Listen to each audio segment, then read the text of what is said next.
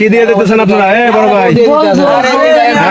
এই লোকে সুদে টিয়া নিছিল 5 লাখ। কার কাছ থেকে? আমার কাছ থেকে।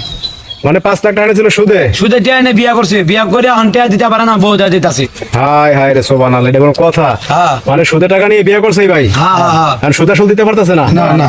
আর বউ দিয়ে দিতেছে? হ্যাঁ। হ্যাঁ। জি বউ ভাই। দিবে না কি করবে? আপনার কাছ থেকে টাকা নিয়েছিল? আমার কাছে 5 লাখ টাকা দিয়েছে 5 বছর আগে, এখন হচ্ছে 8 লাখ টাকা। তা আমি কালকে দেওয়া হলে ভাই কি হ্যাঁ। বুঝলাম না, টাকা টুকা দেন না, দেখলে দেখো দেখতে জান গা ভাই কইতে দিব থাকলে তো দিয়ে দিতাম আমি না, এরকম কোন কথা ভাই নেওয়ার সময় এই কথা বলছেন। তারপর আমি বললাম ঠিক আছে রে, আমার সুদ দরকার নাই, আপনি আমার আসল টাকাটা দিয়ে দেন। আচ্ছা। পরে বলে যে, আচ্ছা ভাই তাহলে কষ্ট করে একটু সকালে বাড়িতে আয়। বাড়িতে আর ঘরে কইতেছে ভাই টাকা কইতে দিমু, আমার তো নিজের থাকার জায়গা নাই, আমার বউ আমরা নিয়ে বউ ধরাই দিছে? এই কোনো কথা ভাই? আপনার বাড়ি আসতে বলছে, টাকা দিবে, টাকা না দিয়ে বউ ধরাই দিছে? বউ ধরা দিছে দেখেন। ভাই, তা আপনি এই যে সুদে টাকা না বিয়ে করতে গেলেন কেন? সমস্যা কি আপনার? ভাই তখন তো আমি বুঝতে পারি নাই, তখন তো বুঝছি যে না আমি বিয়ে শাদী করবো, কামের জোরে টাকা দিতে পারবো, তো বিয়ে যখন করবো একটু আমদম করে করি।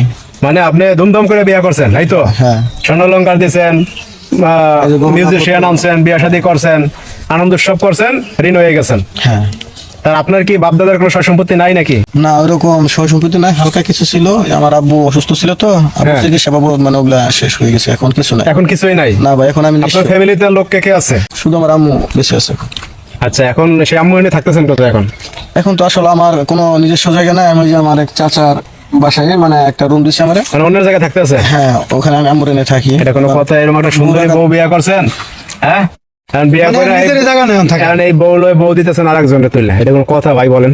এখন কি আরে করবো এই ভাই? লোকে আসলে কি করবো? আমি তো এখন মানে পরিস্থিতির শিকার, এখন তো আমার ওনার ঋণ শোধনের মতো আর কোনো রাস্তা নাই।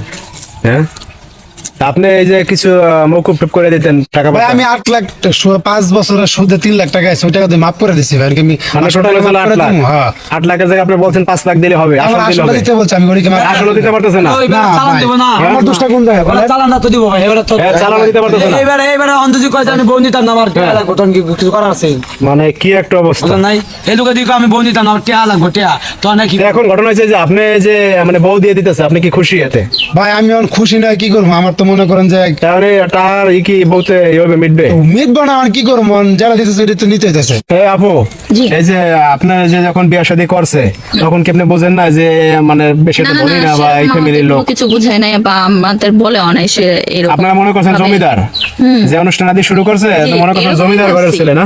হ্যাঁ এখন তো আসলে দেখতেন সংসার চলতে কষ্ট হয়, জি। কারণ আপনার যে বিয়া দিয়ে দিতেছে অন্য হাতে তুলে দিতেছে এই যে স্বামী, জি। আপনি কি যাবেন স্বেচ্ছায়? হ্যাঁ, যাওয়া ছাড়া উপায় নাই, যেহেতু সে ওরকম এখন তার কোনো চলার মতো ক্ষমতা নাই, তো আমাকে যেহেতু দিয়ে দিছে তাই এটা তো আমার মানে ভবিষ্যৎ অন্ধকার হ্যাঁ দেখতেছে না? হ্যাঁ সেটাই আমাকে তা দিয়ে- এরবারে গেলেই মনে হয় আপনি ভালো হয়ে আছে। হ্যাঁ সেটাই।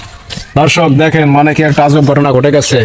সুদের টাকা এনে বিয়ে করছে, এখন সুদের টাকা না দিতে পারে এই পাওনাদারে বউ তুলে দিতে আছে। আপনাদের কিছু বলার থাকলে অবশ্যই আপনারা ভিডিওতে কমেন্টস করবেন। সবাই ভালো থাকবেন, আল্লাহ হাফেজ সবাইকে।